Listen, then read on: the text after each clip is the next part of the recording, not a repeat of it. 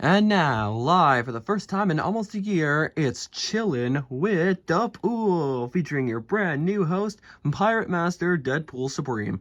If you can't already tell by the title presented on the title card over here, it's a very special episode. Since I forgot to film this episode yesterday for Thanksgiving, I decided to do something special for Black Friday. And to all of you, those of you who are working Black Friday, such as myself, I wish you the very absolute best of luck, and may the gods be merciful to you as you get bowled over and or plowed over by the shoppers. By the way, also I advise you for Black Friday, if you are going to be working morning shifts for Black Friday, carry weapons. Don't care what the bosses say. At least carry like a bat or something that doesn't kill, but just will gravely injure them. And if they ask, just say it was in self-defense.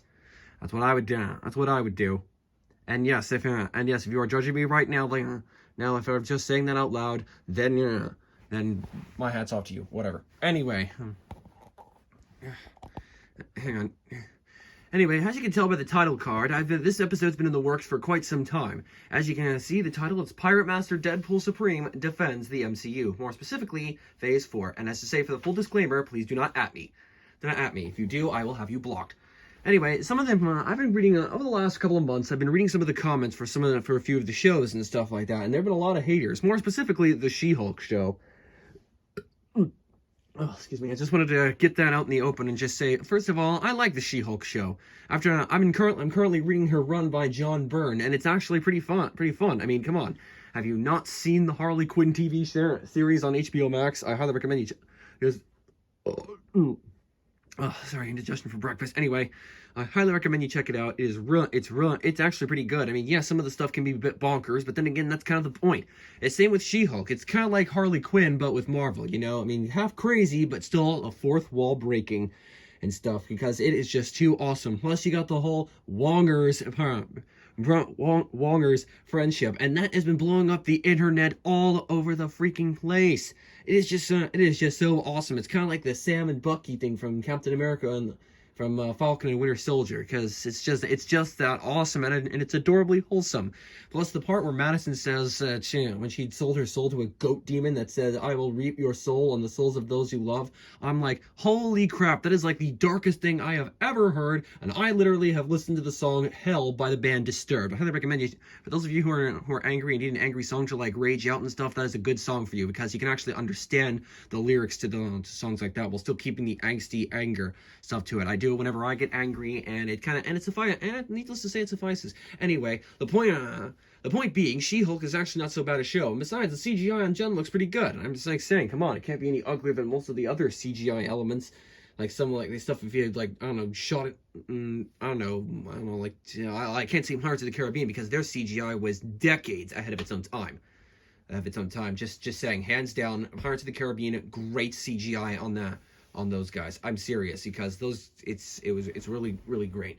Let's see. Oh yeah, and so to all the punk busters out there that are hating on the She-Hulk show, lay the freak off, okay?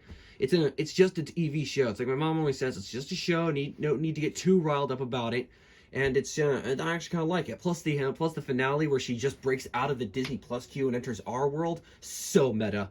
It's like, you know, and it's just like, I mean, if you can see here, Deadpool.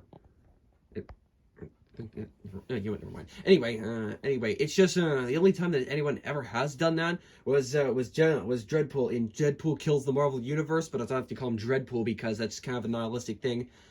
Anyway, that's the only time that he's ever done that, like emerge into our world, but She-Hulk actually does it because she wants to comment on how her show's been run.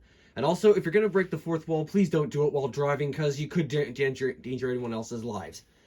Okay, well, anyway, just wanted to say happy Thanksgiving to all of my subscribers and to all of the new ones who are just tuning into this channel. To the new subscribers who are just joining us, Chillin With Da Pool is basically like a web vlog cast series that just basically features me, Piratemaster Deadpool Supreme, talking about all the basic stuff, you know, like, you know, pop culture, movies, music, current events, you know, all basic crap.